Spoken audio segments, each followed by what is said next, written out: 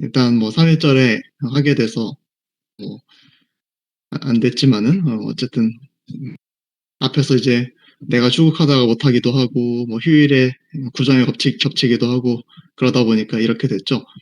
음. 자, 그래서 3일절에 열심히 공부해서 나라를 위해 애국한다 생각하면서 공부를 해봅시다. 자, 오늘 준비한 것들 다 이제 발표를 하면 되겠어요. 자, 누가 먼저 시작하나?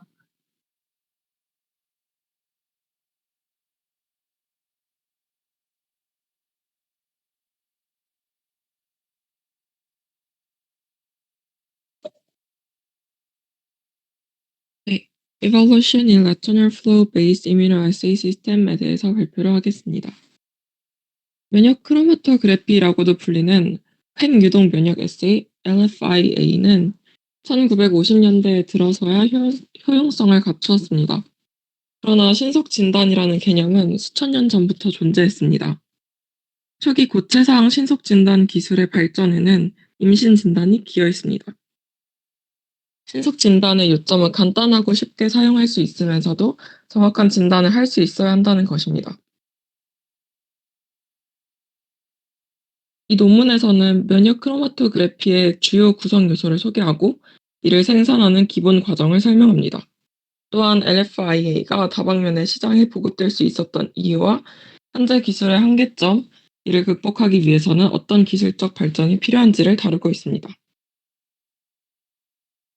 횡유동 면역 크로마토그래피의 구조에 대해서 살펴보겠습니다. 샘플 패드는 시료를 주입하는 부분으로 그림에서처럼 진단띠의 가장 끝부분에 위치합니다. 컨주게이트 패드는 컬로이달 골드나 유색 형광을 띠는 입자를 축합하여 이동을 멈추게 되는 부분입니다. 리액션 매트릭스는 다공성 막으로 그림에는 니트로셀룰로스 멤브레인이 명시되어 있습니다. 여기에는 항원 항체와 같은 단백질이 고정되어 있습니다. 시료 안의 분석 대상, 보통 항원인데요. 이것은 컨주게이트 패드에서 생성된 접합체와 리액션 매트릭스로 이동하면서 반응하게 됩니다. 테스트 라인과 컨트롤 라인은 리액션 매트릭스에 위치하는 선입니다. 테스트 라인 자리에 선의 유무를 통해서 양성과 음성을 판단할 수 있습니다. 컨트롤 라인은 테스트가 제대로 이루어졌는지 확인하는 부분으로 선이 나타나야 테스트가 제대로 진행된 것으로 볼 수 있습니다.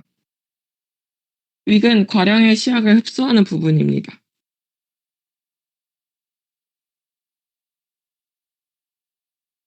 LFIA는 Direct Assay와 Competitive Format 두 가지 종류로 나누어집니다.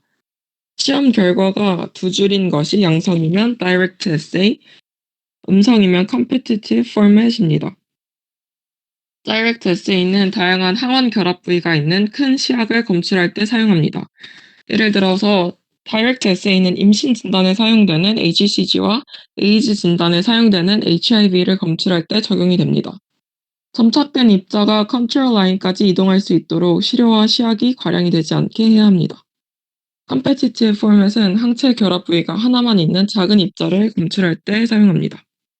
컨트롤 라인은 종특이적이거나 면역 항체가 아닌 입자 접합체의 항체에 특이적이도록 설계됩니다. LFIA의 장점으로는 다방면의 기술의 발전을 이뤄낼 수 있었다는 것입니다. 또한 장비와 생산 과정이 발전되어서 생산이 상대적으로 쉽고 대량 생산이 용이하다는 장점이 있습니다. 또한 냉장 보관이 아니더라도 12에서 24개월까지 보관이 가능하며 안정성도 보장이 됩니다. 누구나 쉽게 테스트를 수행하고 결과를 해석할 수 있다는 사용의 편리함도 장점입니다. 적은 용량의 다양한 시료를 다룰 수 있으며 전자기기와 해석 장치, 정부 시스템과 통합이 가능합니다. 민감도 특이도가 높고 개발과 허가의 비용과 시간이 적게 들기 때문에 시장성이 있습니다. 그러나 특허 상황이 불명확해서 특허 출원에 어려움을 겪을 수 있습니다.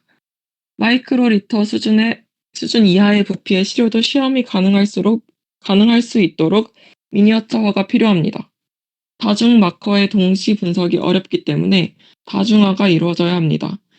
탑재된 전자기기와 내장 품질 관리 기능의 도입이 어렵다는 한계가 있습니다. 특정 시스템에서 민감성 이슈가 있고 테스트 간의 재현이 어려워서 정량적인 시스템 적용에 한계가 있습니다.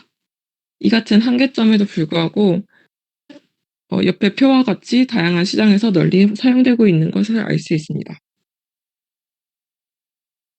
앞서 말씀드린 한계점을 개선하기 위해서는 신속하고 쉽게 이용 가능하도록 해야 하며 오염 없이 정확하게 에세이에 전달될 수 있도록 아주 작은 부피의 시약을 사용 가능하도록 할 것, 그리고 제조와 사용의 비용 효율적이면서도 대량으로 생산 가능하도록 할 것, 명확히 표시되고 쉽게 해석할 수 있는 결과가 나오도록 제조할 것, 정량화가 가능할 것, 빌트인 연결성을 갖춰 객체가 읽고 기록할 수 있게 통합할 것 등의 노력이 필요합니다.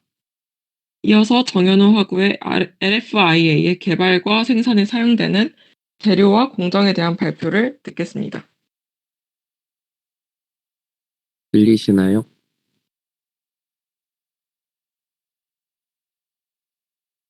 네, 감사합니다.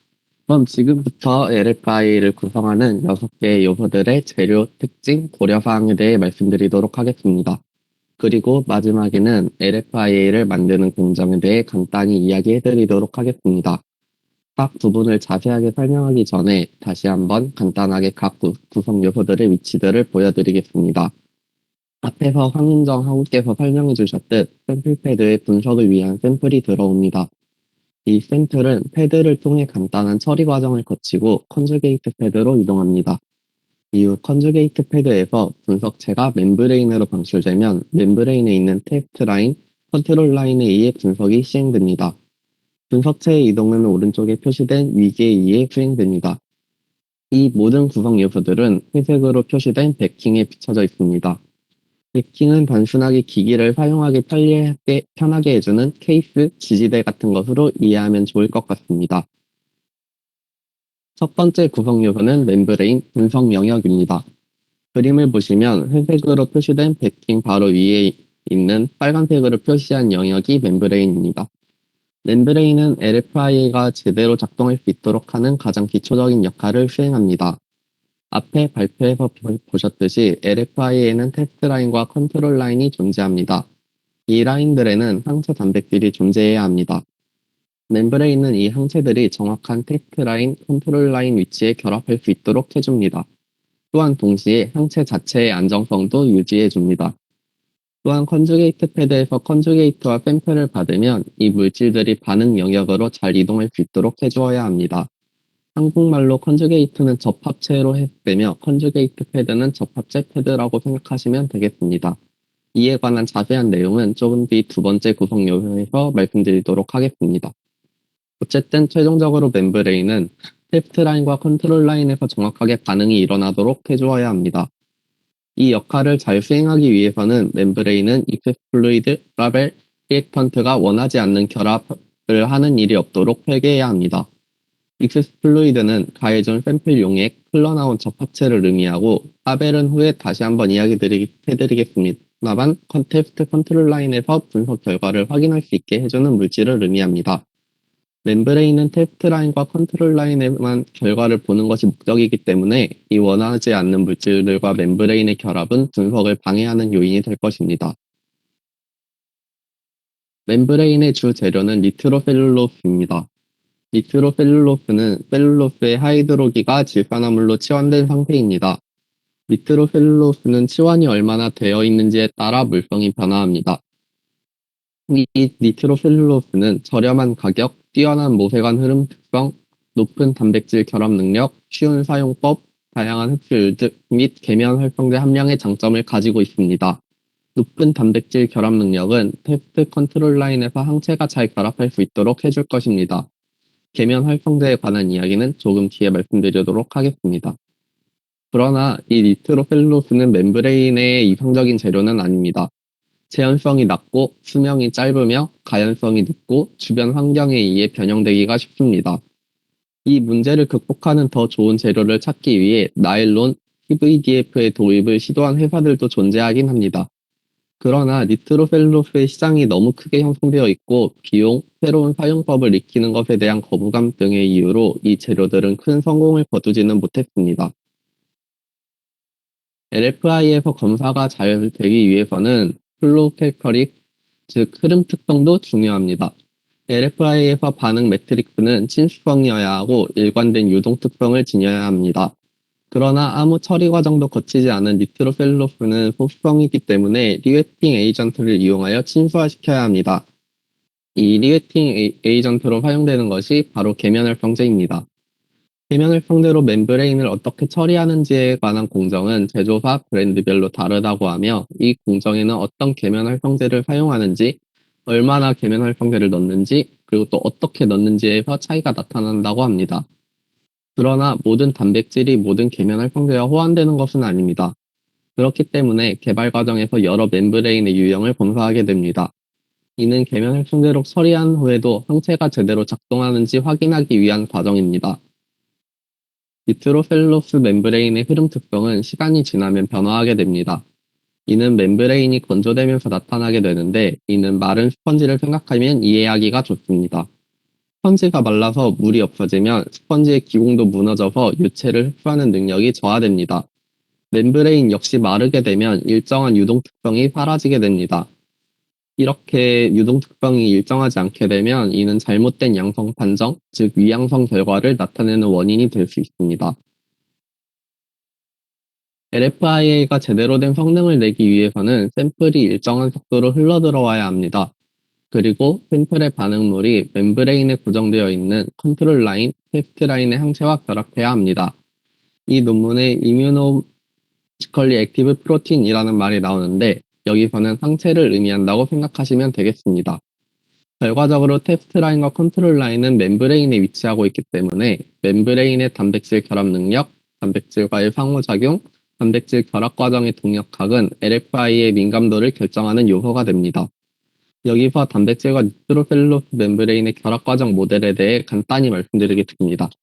단백질은 처음에 정전기적 인력에 의해 멤브레인에 이끌리게 됩니다.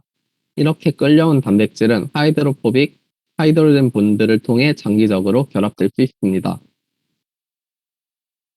많은 요소들이 단백질과 멤브레인의 결합 과정에 영향을 미칩니다. 그래서 멤브레인 처리 과정에도 고려해야 할 요소들이 많은데 이 중 세 가지를 말씀드리도록 하겠습니다. 첫 번째로는 시약입니다. 시약 안에 부피가 큰 비트기 적인 단백질이 존재하면 이 단백질들이 샘플의 반응물과 결합 부위에 대해 경쟁하게 되어 성능이 저하됩니다. 예를 들어 소혈청 알부민인 BFA, 카제인 등이 있습니다. 또 다른 방해 물질로는 수소 결합이나 소성 상호작용을 방해하는 물질들이 있습니다. 수소 결합을 방해하는 물질로는 포름아미드, 요소가 있고 소성 상호작용 방해 물질로는 트윈, 트리톤이 있습니다. 또 다른 피해야 할 물질로 몇 가지의 고분자도 존재합니다. 폴리바이닐, 아시테이트, 폴리바이닐 피롤리돈, 폴리에틸렌 글리콜 같은 고분자는 위의 방해 요소들이 모두 나타나며 단백질 결합을 방해할 수 있습니다. 그 다음 바인딩이 잘 일어나는 환경은 실온에서 상대습도 25도에서 50%가 적당하다고 합니다. 마지막으로 시약을 어떻게 분주할 것인지, 어떤 건조 방법을 선택할 것인지도 중요합니다. 컨택트 팁과 넌 컨택트 팁의 차이는 단백질이 멤브레인을 통해 결합하거나 확산되는 방식에 영향을 미칩니다. 건조 시간과 방법에 적절하지 못한 선택은 단백질이 어레인지먼트를 초래하고 단백질의 활성에도 영향을 미칠 수 있습니다. 즉, 항체로서 역할을 제대로 수행하지 못하게 될 수도 있고 라인에 있어야 할 항체가 다른 곳으로 이동되는 문제가 생길 수도 있습니다. 니트로스 멤브레인은 LFI에 사용되기 위해서 여러 가지 공정을 거쳐야 합니다. 여기에는 정량 디스펜서를 사용해서 테스트 컨트롤 라인에 단백질을 붙이는 과정, 블러킹을 위한 이멀전 프로세스, 그리고 건조 과정이 포함됩니다. 먼저 단백질을 붙이는 과정은 컨택트 디스펜싱 또는 넌 컨택트 디스펜싱을 통해 이루어집니다. 그런데 니트로셀룰로스 멤브레인 공정에서는 넌 컨택트 디스펜싱 방법이 정량적인 분주에 더 유리하다고 합니다. 그 다음 블러킹 공정입니다. 여기서 블러킹은 차단을 의미합니다.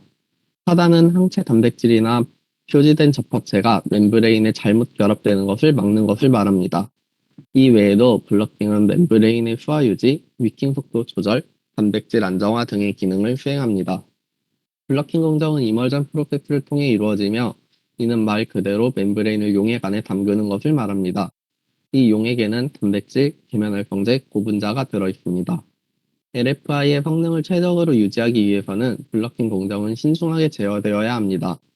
이머전 과정 이후에는 건조 과정이 수행되는데 건조는 표면 유체 제거를 위한 블러팅과 높은 온도의 공기를 통해 수행됩니다. 앞에서 언급했듯 이 건조 과정 역시 신중하게 제어될 필요가 있습니다. 멤브레인 타입과 단백질의 적절한 조합은 LFIA를 이용한 테스트 성공 유무의 중요한 요소입니다.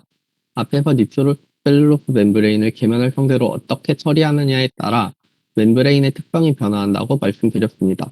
따라서 멤브레인과 단백질의 결합 특성 역시 변화하는데 그러므로 가장 최적화된 조합을 찾는 것이 중요하며 이 과정에는 여러 브랜드의 멤브레인을 사용해 볼 수 있습니다. 멤브레인의 흐름 척도를 판단하는 기준은 위킹 레이트와 캐필러리 라이즈 타임이 있습니다. 위킹 레이트는 액체가 멤브레인을 통해 측면으로 이동하는 속도를 의미합니다. 또한 캐필러리 라이즈 타임은 제가 40mm 너비의 멤브레인을 가로지르는데 걸리는 시간으로 정의된다고 합니다. 기공의 크기가 액체 흐름에 영향을 주긴 할 테지만 드로셀로스 멤브레인에서는 기공의 크기가 정확한 흐름 특성의 척도는 아니라고 합니다. 결과적으로 위킹 레이트의 선택이 중요한데 이는 분석 요소에 가장 중요하며 또한 분석 성능과 감도에도 중요한 역할을 끼칩니다. 위킹에 관해서는 네 번째 구성 요소에서 한 번 더 말씀드릴 예정입니다. 두 번째로 설명드릴 구성 요소는 컨주게이트 패드입니다. 편의상 이후 접합체 패드라고 말씀드리도록 하겠습니다. 접합체 패드는 접합체를 수용하고 유효기간 동안 접합체를 안정적으로 유지하는 일을 합니다. 그러다가 분석이 실행될 때는 접합체 패드에서 접합체가 효율적이고 재현성 있게 방출되어야 합니다. 만약 접합체의 방출이 제대로 일어나지 않을 경우 분석 성능의 CV에 큰 영향을 미치게 됩니다. 즉 결과적으로 분석에 부정적인 영향을 가져오게 됩니다. CV는 변동계수로 실험 결과가 일정하지 않을수록 값이 커져서 부정적인 결과를 나타내게 됩니다. 접합체의 방출 속도는 시스템에 따라 정해집니다. 방출 속도가 시스템에 따라서 빠를 수도 느릴 수도 있지만 가장 중요한 것은 한 시스템 내에서 방출되는 속도는 일정해야 한다는 점입니다. 이를 위해서 패드는 접합체를 수용하기 전에 앞에서 설명한 멤브레인과 유사한 사전 처리를 거치게 됩니다. 즉 이머전과 건조 과정을 거치게 됩니다. 여기에서 이머전 시키는 용액에는 단백질, 계면활성제, 고분자가 포함되어 있습니다. 사전 처리된 패드에는 접합체를 넣는 과정이 뒤따릅니다. 이 과정은 접합체 타객에 이머전하는 방법과 넌 컨택트 디펜스를 이용해 분사하는 방법이 존재하게 됩니다. 또한 접합체 패드에는 라벨이라는 것도 포함되어 있습니다. 라벨은 LFIA와 항체와 결합해서 색깔을 나타내게 하는 물질을 의미합니다. 그렇기 때문에 라벨로 어떤 물질을 쓸지, 컨주게이션을 어떻게 할지 정하는 것도 중요한데 이에 대해 간단하게 말씀드리겠습니다. 라벨은 주로 콜로이달 골드와 시각 형광염료가 붙어있는 모노디스펄스 라텍스를 주로 사용합니다. 라벨은 공유적 또는 수동적으로 흡착될 수 있으며 이중 공유 결합이 더 안정적이고 분석에 유용합니다. 좀 더 자세한 이야기는 여섯 번째 구성 요소에서 말씀드리겠습니다. 접합체 패드의 재료는 주로 유리섬유, 폴리에스터, 레이온을 사용합니다. 또한 접합체의 흐름 특성을 좋게 하기 위해서 재료는 친수성이어야 하며 빠른 유속으로 흐르게 하는 것이 가능해야 합니다. LFI에서 사용되는 재료들은 대부분이 소수성이기 때문에 친수성으로 변화시키는 과정이 필요합니다. 이 처리는 앞에서 이야기했듯이 이머전을 통해 수행되고 고온 건조 과정도 거치게 됩니다. 접합체 패드는 접합체를 효율적이고 재현성 있게 방출해야 합니다. 그러나 일반적으로 접합체 입자는 패드의 재료인 섬유에 달라붙는 성질이 있습니다. 이로 인하여 접합체 입자의 방출 속도가 일정하지 않는 문제가 생길 수 있습니다. 이를 최소화하기 위하여 스테빌레이션 케미스트리를 생성하여 접합체 입자가 효율적으로 방출될 수 있도록 해야 합니다. 일반적으로 접합체는 최대 2년 정도의 유효기간을 가지며 유효기간 동안 입자의 안정성을 유지할 수 있어야 합니다. 그러나 일반적으로 입자와 섬유와의 결합이 발생하는 현상이 일어나고 이로 인해 불안정해지는 경우가 존재합니다. 그러므로 이를 최소화할 수 있는 환경을 찾는 것이 꼭 필요합니다. 또한 접합체는 단백질과 결합을 해야 하므로 이 부분에 대한 호환성 테스트도 필요합니다. 일반적인 접합체 패드 생산회사는 완맷, 이런 것들이 있다고 합니다. 이게 영어가 아니라. 첫 번째 패드는 LFIA가 변형되게 하는 가장 큰 원인입니다. 재료에 문제가 생길 경우 접합체 패드는 전처리 액체 및 접합체를 제대로 흡수하지 않을 수 있습니다.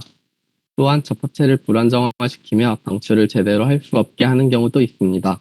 그러므로 이러한 영향을 막기 위하여 접합체 패드 제작 공정에는 각별한 주의가 필요합니다. 세 번째로 소개할 구성 요소는 샘플 패드입니다. LFI의 주요 장점은 다양한 분야의 많은 샘플들의 분석을 쉽게 수행할 수 있다는 점입니다. 예를 들면 환자의 침과 피뿐만 아니라 소고기까지 샘플로 사용할 수 있다고 합니다. 이러한 다양한 샘플들이 LFI에 사용되기 위해서는 샘플 패드와 잘 호환되어야 합니다. 샘플 패드는 샘플을 받아서 분석에 적합하게 만들어야 하고 분석물을 높은 효율로 방출해야 합니다. 이 처리 과정에는 미립자, 적혈구의 여과, pH 변경, 분석을 방해하는 물질들의 필터링, 그리고 분석물 방출을 위한 기질 성분의 파괴 등이 포함됩니다. 그러나 이 많은 처리 과정을 수행하기 위해 샘플 패드에 너무 많은 재료가 들어가게 되면 샘플 패드 자체가 균질해지지 않을 수도 있습니다. 또한 결합제의 유형으로 인해 분석 성능을 낮출 수도 있으므로 주의해야 합니다. 샘플 패드 역시 전처리 과정을 거치는데 멤브레인과 접합체 패드처럼 이머전과 건조 과정을 거치게 됩니다. 샘플 패드의 재료로는 셀룰로스, 유리섬유, 레이온 및 기타 여과 매체를 주로 사용합니다. 선택되는 재료는 어떤 샘플을 테스트할 것인지에 따라 달라집니다. 샘플 재료는 어세이 버퍼와 다른 성분들로 전처리되고 건조됩니다. 결과적으로 이렇게 만들어진 샘플 패드는 용액이 넘치거나 표면을 따라 흐르지 않도록 샘플 용량을 전부 수용할 수 있어야 합니다. 샘플 패드는 제작 시 유체 탱크에 잠긴 상태에서 만들어집니다. 또한 이때 사용되는 공정은 1:1 생산 시스템입니다. 그렇기 때문에 샘플 패드의 재료는 젖은 상태에서의 인장 강도가 중요합니다. 아래의 그림은 1:1 공정의 대략적인 그림을 찾아본 것입니다. 보시면 공정에서 재료가 당겨지기 때문에 장력을 잘 견뎌야 할 것이라 추정할 수 있습니다. 패드의 전처리 용액인 어세이 버퍼에는 pH 버퍼, 계면활성제, 필요한 경우 블러킹 에이전트, 첨가제 등을 포함합니다. 이 용액의 구성은 접합체 패드의 전처리 용액과 비슷하다고 생각하실 수 있을 것 같습니다. 그러나 이 용액은 대부분의 경우에서 접합체 패드의 용액과 다르다고 합니다. 그러나 패드 자체의 재료는 컨주게이트 패드와 샘플 패드가 같은 경우가 꽤 있다고 합니다. 잠깐 돌이켜보면 앞에서 소개한 접합체 패드의 재료는 유리섬유, 폴리에스터, 레이온이었고 샘플 패드의 재료는 셀룰로스, 유리섬유, 레이온이었습니다. 네 번째 구성 요소는 윅입니다. 윅은 LFI에서 엔진 역할을 수행합니다. 즉 샘플 패드에 용액이 가해지면 용액을 당기고 분석 시간 동안 용액을 고정합니다.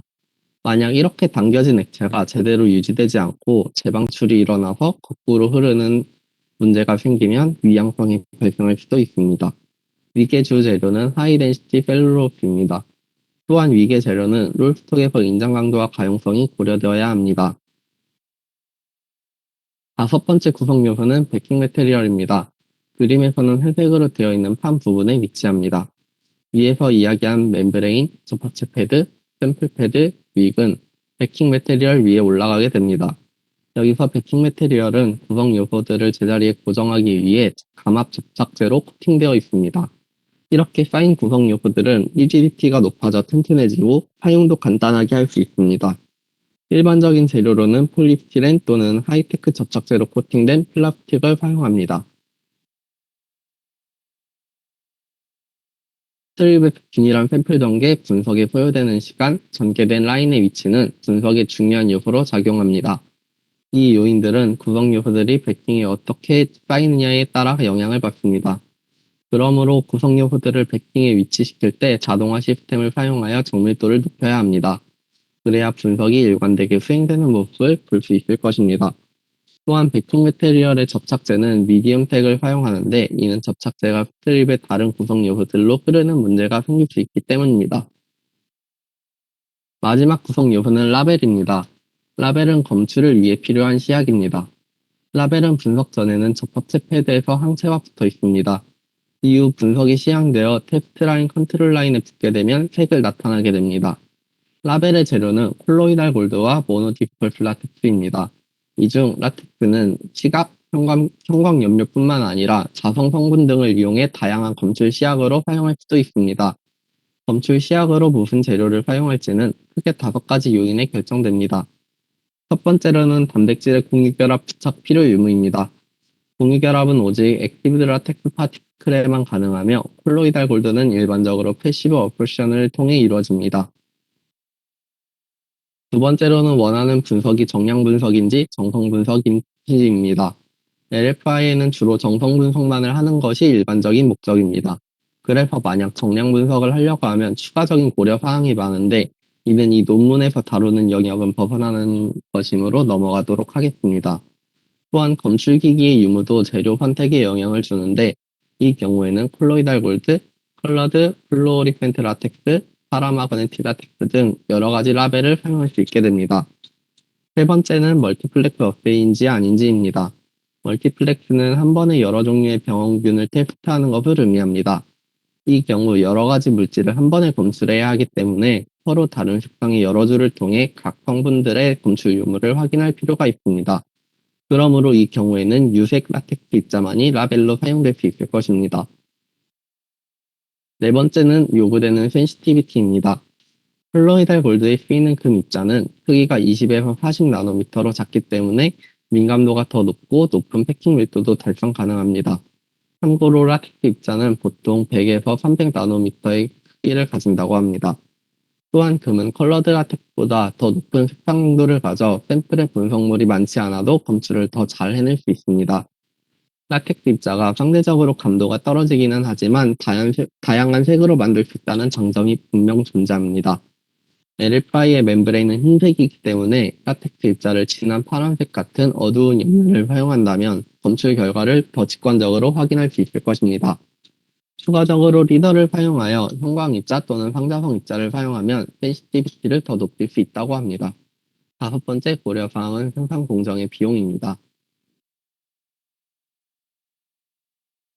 앞에서 언급한 모든 구성 요소들을 프로세싱하는 과정을 마지막으로 간단하게 개요만 정리해드리도록 하겠습니다. 기본 처리 단계는 그림처럼 이루어지는데 위 그림의 표 과정을 지나기 전에 멤브레인과 패드는 전처리 과정을 거칩니다. 앞에 설명드린 대로 이 전처리 과정은 이머전과 건조 과정입니다. 정리하자면 멤브레인은 전처리 과정을 거친 후 테스트 컨트롤 라인에 항체가 결합하게 되고 필요하다면 블러킹 과정을 거치게 됩니다. 접합체 패드는 전처리 과정을 거친 후 접합체를 넣고 접합체를 안정화시키고 재방출할 수 있도록 보관합니다. 샘플 패드는 전처리 과정만으로도 준비가 끝나게 됩니다. 이렇게 준비된 재료들은 그와 함께 베킹 매테리얼에 쌓이게 됩니다. 이렇게 적증된 후 적절한 사이즈로 절단되어 포장되는 것이 LFI의 기본적인 생산 과정입니다. 이 처리 과정은 크게 배치 프로세싱 공정과 인라인 또는 일투릴 공정으로 나누어집니다. 이 다음 내용에 관해서는 장지연 학우님께서 발표해 주시도록 하겠습니다. 다음은 LFIA의 성능 개선에 대해 이야기해 보도록 하겠습니다. 성공적인 제품을 개발하기 위해 직면해야 할 3가지 과제는 다음과 같습니다. 첫째는 최종적으로 사용할 사용자의 요구에 일치해야 하고 비용 효율적이어야 한다는 것입니다. 둘째는 기능성 제품을 만드는 데 필요한 핵심 기술을 개발해야 한다는 것입니다.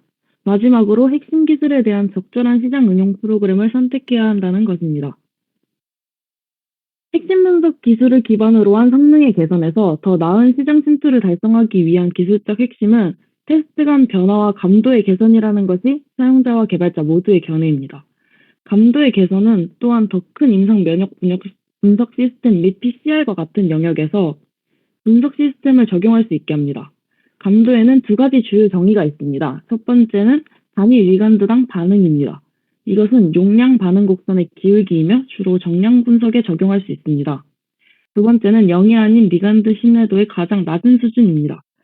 이것은 정성적 분석에 적용할 수 있는 최저 검출 가능한 용량 LDD로 측정됩니다. LFIA의 기능적 성능을 향상시키기 위해서는 새로운 재료가 필요하다는 것이 일반적으로 인정됩니다. 여러 기능을 수행할 수 있는 재료가 바람직하고 새로운 재료의 적용은 완전히 새로운 개념의 장치 설계와 LFIA의 잠재적인 성능 수준에 대한 문을 열어줍니다. 먼저 대체 재료로 퓨전5가 있습니다. 이것은 큰 기공의 단층 매트릭스입니다. 또한 자연에서 친수성 및 비단백질 결합입니다. 이 물질은 단백질이 결합되지 않기 때문에 퓨전5의 테스트 및 제어 라인을 적용하는 기존 방법은 불가능합니다. 따라서 borders in stream, 해석하면 하천의 바위라는 전략이 적용됩니다.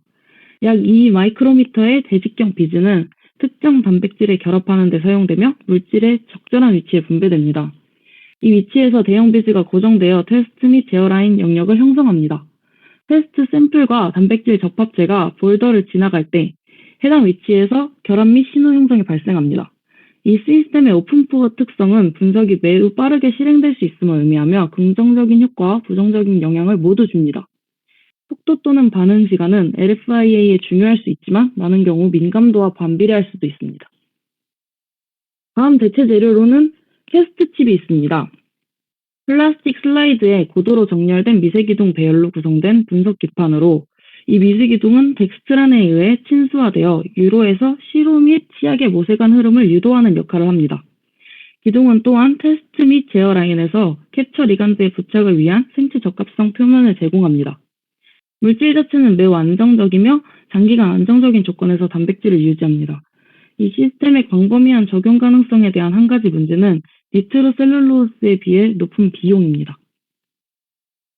변이 문제를 개선하기 위해 대안적 통합 전략을 사용합니다. 분석관 변동의 큰 구성 요소는 고체 기질에 밀입자 결합체를 주입하고 결합체를 제자리에서 건조시킨 후 분석의 유체상을 사용하여 후속 방출하는 행위에서 파생됩니다. 분석 시스템에 접합체를 도입하기 위한 대체 방법은 분석관 변이가 감소하는 결과를 가져올 수 있습니다. RFI에서 미세 유체의 통합입니다. RFI의 결과에 변화를 초래하는 또 다른 기계적 요소는 샘플을 스트립으로 정확하게 전달하고 장치를 통해 반응 매트릭스로 샘플 및 접합체가 후속적으로 이동하는 것입니다. 정확한 샘플 전달 문제를 극복하기 위해 유체 요소를 활용하려는 여러 시도가 있었습니다. 분석 감도에 대한 시료 취급 고려 사항입니다. 분석물의 농도는 검출하기에 너무 높거나 낮을 때 교란 요인이 될 수 있습니다. 또한 항체의 친화도와 라벨링 절차 중에 사용되는 접합 방법을 통해 항체의 활성에 어떻게 영향을 받을 수 있는지에 대한 고려 사항이 있습니다. 고농도의 분석물로 인한 고용량 후크 효과는 분석 개발에서 잘 알려진 현상입니다. 정확한 결과를 제공하는 면역 분석을 위해서는 검출되는 분석물에 비해 포획과 표지 모두에 과도한 항체가 있어야 합니다. 항체 과잉 조건에서만 용량 반응 곡선이 양의 기울기를 나타내고 정확한 정량을 제공합니다. 분석물의 농도가 항체의 양을 초과하기 시작하면 용량 반응 곡선이 안정됩니다. 거기서 분석물의 추가적인 증가는 기울기가 음수가 되는 원인이 됩니다. 경우에 따라 후크 효과를 방지하기 위해 분석 전에 분석물의 농도를 줄이기 위해서 시료 전처리가 필요할 수 있습니다. 분석물의 농도가 매우 낮을 때에도 감도에 영향을 주어 정확한 결과를 얻기 어렵습니다. 결핵균 및 클라다미아 트라코마티스를 포함한 특정 분석법은 높은 위양성 비율로 잘 알려져 있습니다. 많은 수의 유기체가 종종 존재하는 클라미디아 분석은 높은 감도를 요구하지 않고 오히려 높은 특이성의 항체가 필요합니다. 이러한 이유로 샘플에서 교차 오염 물질의 높은 발생률도 고려해 주어야 합니다. RFIA에 사용되는 판독기 기술은 전화 결합 소자 CCD 카메라를 사용한 금콜로이드 또는 컬러 단분산 라텍스 입자의 검출, 공초점 또는 기타 광학 센서를 통한 LED 익스테이션을 기반으로 하는 형광 단분산 라텍스 입자 감지, 마그네틱 어세이 리더 MAR 기술을 활용한 상자성 단분산 라텍스 입자 검출과 같은 세 가지 라벨링 및 검출 기술 중 하나를 기반으로 합니다. RFIA에서 판독기 장치의 제한된 적용을 설명할 수 있는 몇 가지 요인이 있습니다. 먼저 RFIA의 대부분의 응용 프로그램은 판독기가 필요하지 않은 시각적 레이블을 사용했습니다. RFIA 애플리케이션의 많은 긍정적인 속성 중 하나는 단순성입니다. 결과를 생성하는데 독자의 비용과 복잡성이 필요하지 않습니다. 또한 RFIA는 전통적으로 결과 기록 및 데이터 캡처가 필요하지 않은 영역에 적용되었습니다. 마지막으로 정량적 RFIA 시스템은 판독기보다는 분석의 가변성 문제로 인해 생산하기가 극히 어려운 것으로 입증되었습니다.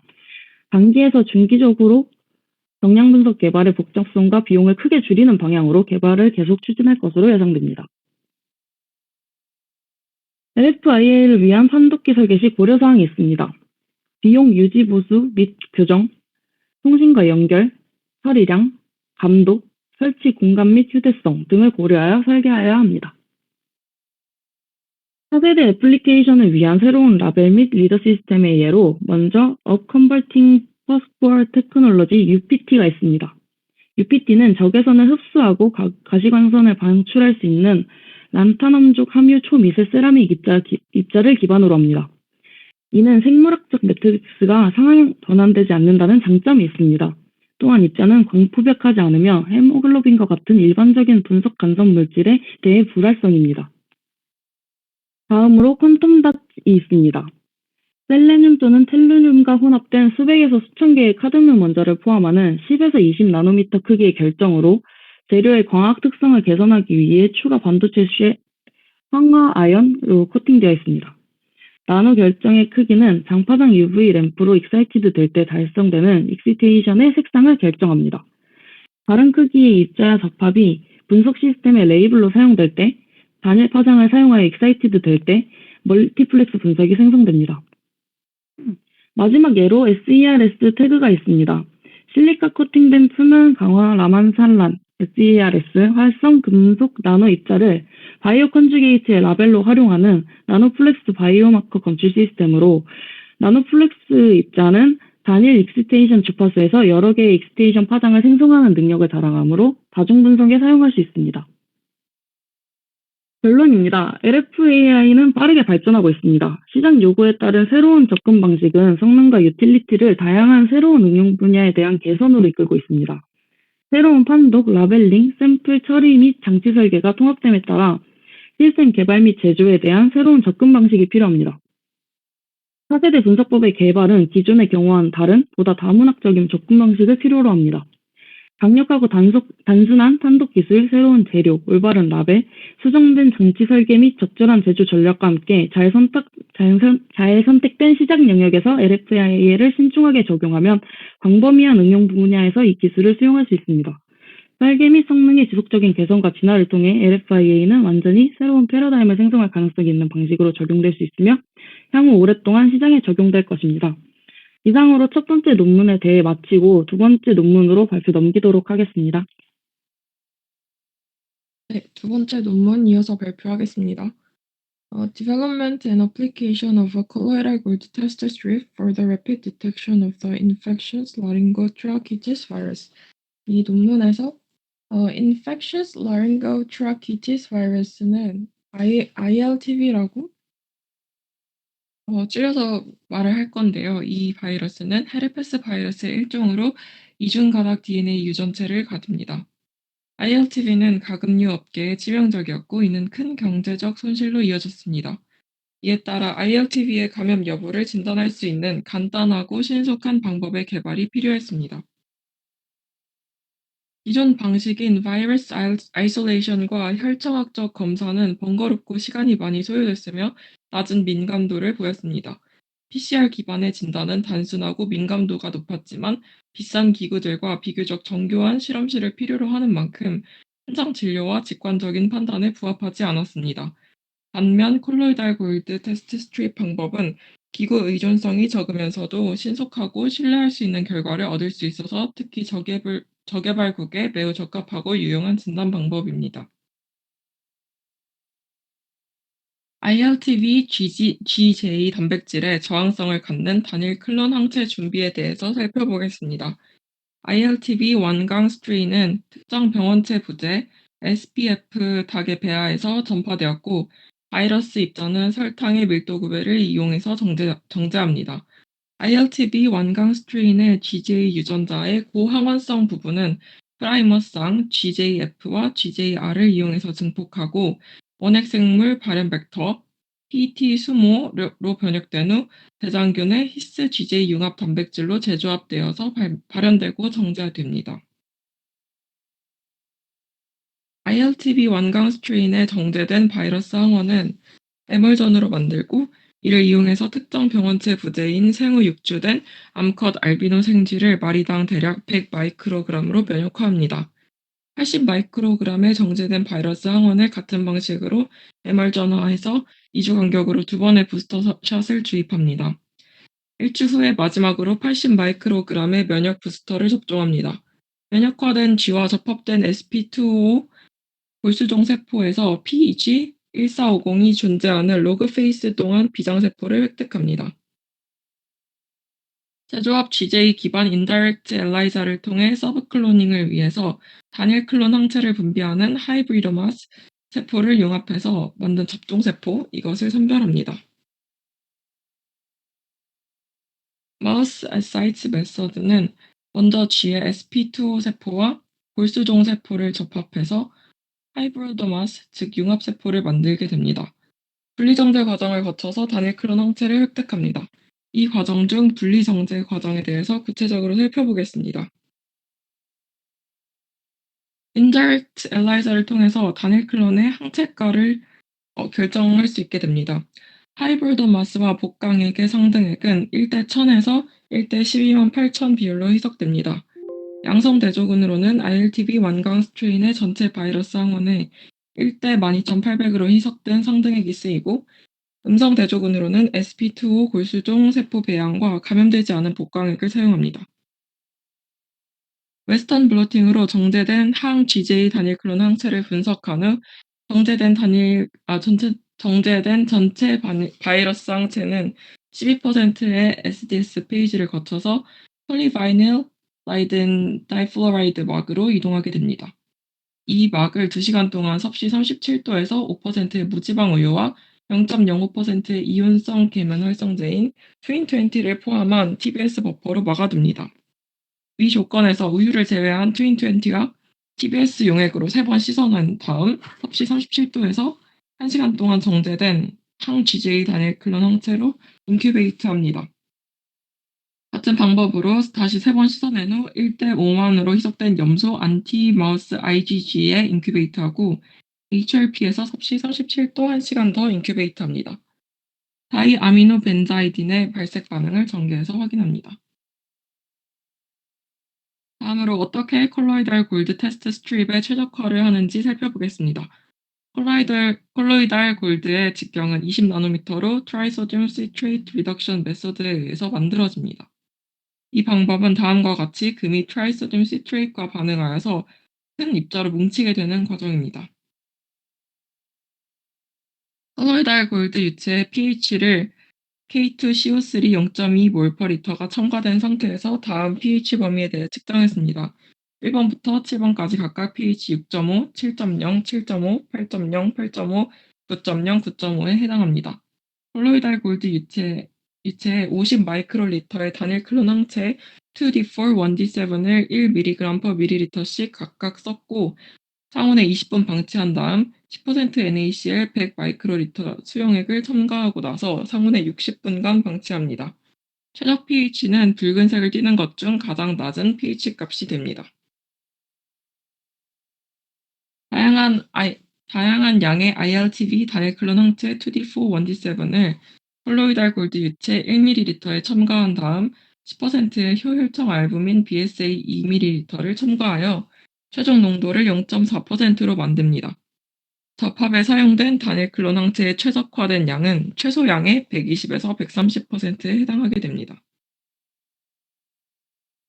분자량이 2만인 10% 폴리에틸렌 글라이콜 0.2ml를 첨가한 후 분당 11,000rpm으로 60분간 원심 분리한 다음 상등액을 버립니다.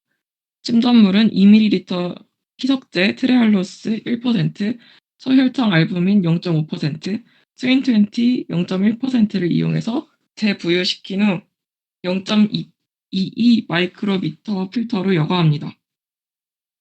콜로이달 골드와 접합된 ILTV 단일 클론 항체 2D4, 1D7은 유리섬유 여과지에 평평하게 분사되어서 섭씨 37도로 밤새 말립니다. ILTV 단일 클론 항체 1D8, 1G7은 1.1, 1.5, 2, 2.5mg/ml 범위에서 연속적으로 희석되고 니트로셀룰로스 멤브레인의 T라인에 위치할 자리에 정밀 분사됩니다. PBS 안에 염소 안티바우스 IgG 항체는 다양한 농도 0.5, 1, 1.5, 2mg/ml로 희석되고 동일한 NC 멤브레인의 C라인에 정밀 분사됩니다. 테스트 스트립은 섭씨 37도에서 밤새 말리고 섭씨 4도에서 보관합니다. NC 멤브레인의 한쪽 끝에는 ILTV 다이클론 항체 2D4, 1D7이 콜로이덜 골드와 접합돼 있고 T라인은 다이클론 항체 1D8, 1G3가 미세 분사된 상태로 업스트림에 위치합니다. T라인과 0.5cm 거리를 두고 C라인이 위치합니다. NC 멤브레인은 반대쪽 끝에는 흡수 패드가 존재합니다. 폴리스타이렌으로 이루어진 뒷판은 폭이 2.8cm, 길이 6cm의 스트립으로 잘라집니다. 각 스트립은 플라스틱 케이스 안에 위치하게 되고 개별 표장됩니다. 검사 결과는 스트립 위에 나타난 선의 개수와 위치로 결정되게 되는데 이 바이러스에 대해서는 양성이 2줄이 나오고 음성은 C라인에만 1줄 나옵니다. 콜로이달 골드 테스트 스트립의 특이도와 민감도를 알아보겠습니다. ILTV 닭 배양액과 명시된 항원들을 사용해서 실험합니다. PBS와 감염되지 않은 알란토이스 액을 음성 대조군으로 사용합니다. 콜로이달 골드 테스트 스트립 에세이의 안정성과 반복성을 결정하기 위해서는 테스트 스트립을 ILTV 양성과 음성으로 나온 표본을 1, 3, 6, 9, 12, 15개월 동안 섭씨 4도에 저장해야 합니다. 민감도와 특이도를 알기 위해서는 각 시료를 15번의 테스트 스트립으로 검사함으로써 판단할 수 있습니다. 콜로이달 골드 테스트 스트립의 치료적 평가를 위해서 260여 개의 치료 샘플을 모아 컨벤셔널 PCR, 콜로이달 골드 테스트 스트립, 그리고 리얼타임 PCR로 시험했습니다. 이제 결과를 한번 살펴볼 건데요. 그림 A에서는 693bp의 길이의 GJ 발현 유전자가 ILTV의 DNA로부터 증폭이 되었고 PET 스모 벡터로 복제되어 들어갔음을 확인할 수 있습니다. 그림 B에서 제조와 PET 스모 GJ 단백질이 발현되어서 세포질 응집체를 형성해서 정제된 후에 41kDalton에 해당하는 값을 갖는 것으로 보입니다. 그림 C를 보면 웨스턴 블로팅 이후에 ILTV 두 바이러스 항원인 다닐클론 항체 2D4, 1D7과 1D8, 1G3 모두를 인식했음을 알 수 있습니다. 콜로이달 골드 플루이드의 최적 pH 콜로이달 골드 입자와 접합되는 데 필요한 2D4, 1D7 다닐클론 항체의 최소량, 다닐클론 항체 1D8, 1G3와 염소 안티마우스 IgG의 양은 핵으로 판단할 수 있습니다. 최적 pH는 pH 8.0이고 다닐클론 항체의 최소량은 10마이크로그램이며 다닐클론 항체 1D8, 1G3와 염소 안티마우스 IgG의 양은 각각 1.5와 1mg/ml입니다. 면역 콜로이달 골드 테스트 스트립의 특이도를 확인한 실험에서는 ILTV를 조류독감과 같은 다른 바이러스와 확실하게 구분할 수 있는지를 알아보기 위한 실험이었습니다. 따라서 2개의 ILTV 스트레인과 다른 바이러스 종을 사용하였습니다. 결과는 두 ILTV 스트레인이 있는 알란토이스 액만이 양성으로 나왔고 다른 바이러스나 블랭크 그룹과 반응한 콜로이달 골드 스트립의 결과는 음성으로 나왔습니다. 콜로이달 골드 테스트 스트립의 민감도를 알아보는 실험에서는 다음 예시에서처럼 62LD 50/ml 이상의 농도일 때부터 검출이 가능한 것으로 확인했습니다. 실험 결과상 3에서 12개월간 보관된 테스트 스트립의 경우 모두 실제 양성의 결과로 나타났습니다. 하지만 15개월에서는 위 음성이 나타났고 62LD 50/ml에서 15분의 3인 20%가 판단 오류가 나타났습니다. 따라서 12개월까지는 위 양성이 나타나지 않으며 안정성과 반복성을 확보할 수 있음을 알 수 있습니다. 260여 개의 치료 샘플을 모아 컨벤셔널 PCR, 리얼타임 PCR, 콜로이달 골드 테스트 스트립 에세이로 분석한 결과를 살펴보겠습니다. 컨벤셔널 PCR의 경우 실제 결과가 양성으로 나온 것이 16.9%, 실제 결과가 음성으로 나온 게 81.5%여서 총 98.4%의 정확도를 갖는 것을 알 수 있습니다.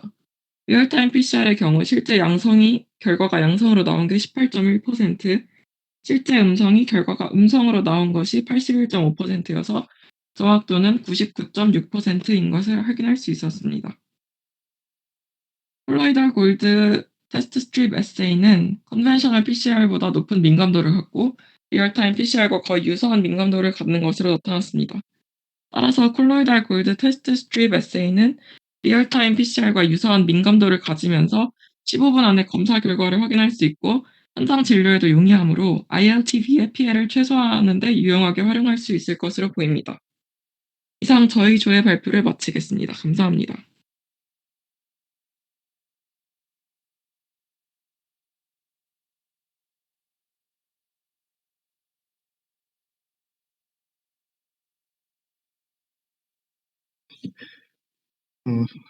양이 되게 많았죠. 우선 그 리뷰 논문에서 정말 이런 그 신속 진단 키트의 그 레터럴 플로우 이뮤노 어세이의 거의 모든 것을 다루고 있기 때문에 굉장히 분량이 많았어요. 근데 그거를 하나도 빠짐없이 잘 정리해줘서 모두에게 도움이 많이 됐을 것 같아. 예. 어쨌든 우리가 이제 이렇게 특히 이제 이번에 오미크론이 되면서 자가 진단 키트를 쓰게 되면서 그 전에는 이게 데이터 때는 정확도가 떨어져서 쓸 수가 없었는데 오미크론이 되면서 이제 좀 그나마 쓸만해져가지고 그래서 이번에 많이 쓰게 되면서 다들 한 번씩 봤을 거예요. 그래서 몇천 원밖에 안 되는 이제 원가는 더 그보다 안 되겠죠. 그 몇천 원밖에 안 되는 그 키트가 이렇게 많은 것들을 고려해서 만들어졌다는 것을 그래서 뭐 세상을 쉽게 만들어지는 건 하나도 없죠. 어쨌든 그렇다는 거를 또 잘 배울 수 있었습니다. 자, 발표는 길었지만은 어쨌든 다들 이제 질문할 것들 많죠? 질문하고서 답변들 해줍시다. 번호가 손 들고 있네.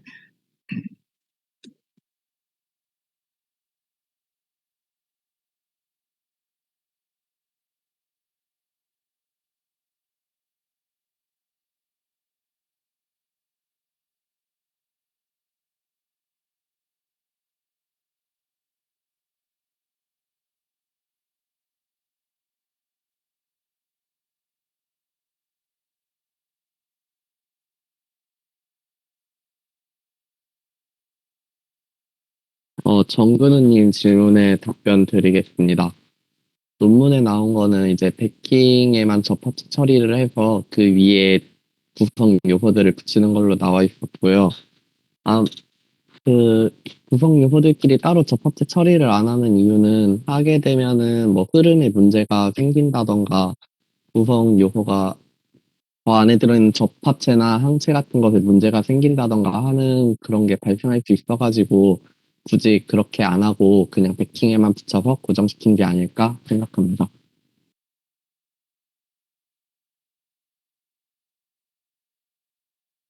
김수아님 질문에 일단 답변 드리면 멀티 스크리닝이 필요하다고 했는데 이제 멤브레인을 여러 개의 계면 활성제로 한번 테스트를 해보는 거라서 이제 멤브레인에 어떤 계면 활성제를 넣느냐, 어떻게 넣느냐, 얼마나 넣느냐가 이제 중요한데 그렇게 여러 가지 방법을 수행해서 항체와 잘 결합을 유지를 하는가 그거를 확인을 하기 위해서 멀티 스크리닝을 하게 됩니다. 이욱현님 질문에 답변 드리겠습니다. 다이렉트 에세이는 분자량이 큰 것에 대해서 여러 가지 항원 접합 부위가 있는, 결합 부위가 있는 그런 경우에 사용되고, 컴패티티브 포맷 같은 경우에는 단일 클론 항체보다 그 사이즈가 작은 접합 부위가 하나밖에 없는 그런 항원에 대해서 사용이 많이 되는 것으로 알고 있습니다.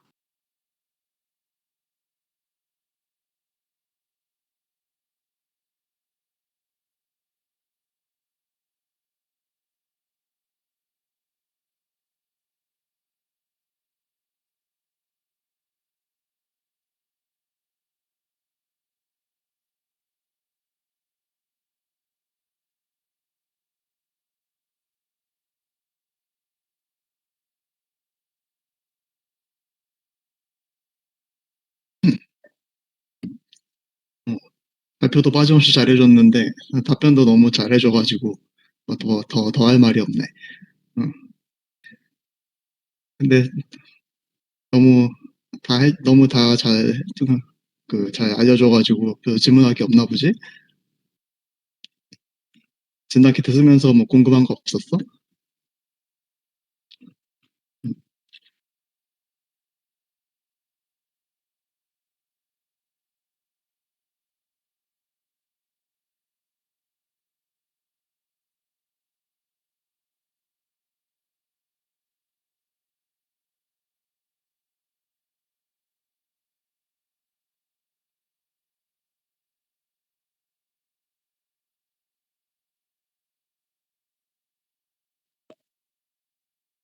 김원재님 질문에 답변드리겠습니다.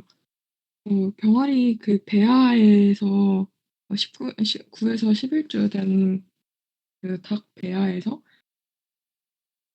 그 ILTV 원강 스트레인이라는 ILTV에 감염된 그런 그 ILTV 원강 스트레인이라는 그 ILTV를 유발하는 병원성인 그 스트레인을 닭에다가 주입을 한 다음에 거기서 GJ 유전자의 고항원성 부분을 추출을 해서 그 부분을 프라이머를 처리해서 대장균에 넣어서 증폭시키는 과정인 것으로 알고 있습니다.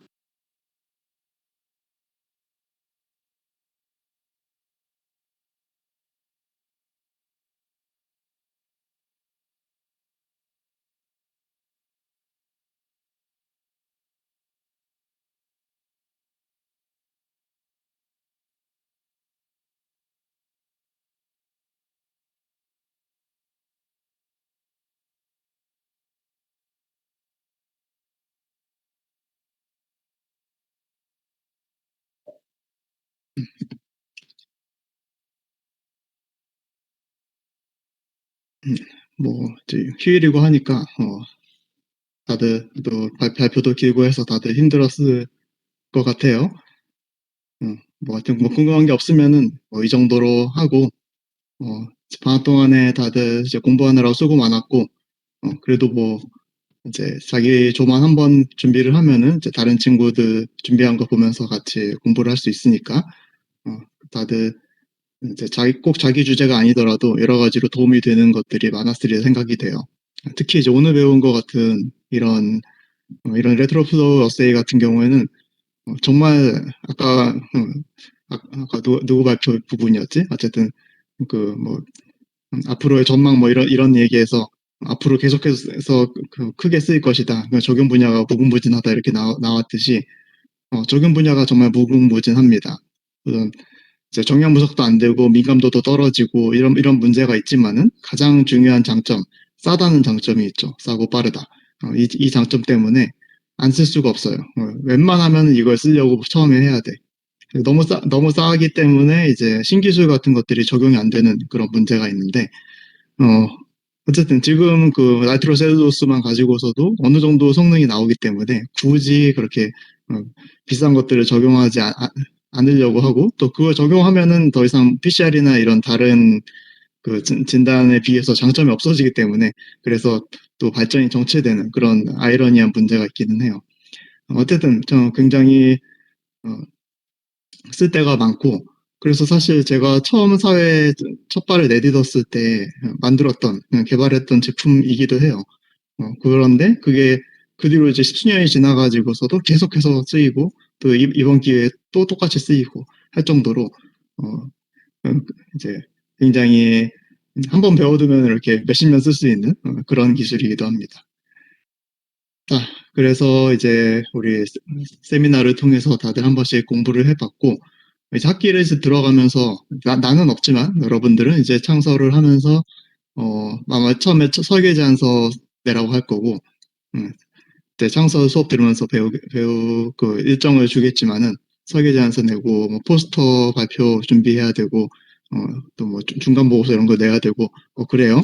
이제 그런 것들을 준비를 하면서 논문조 실험을 하다가 이제 여름 방학 때 더 이제 그동안의 결과들에서 이제 미진했던 점, 또 이제 그동안 열심히 했으면은 이제 방학 동안에 뭘 해야 되겠다 이게 정확히 나와요. 그래서 이제 그런 식으로 진행을 해야 될 것 같습니다.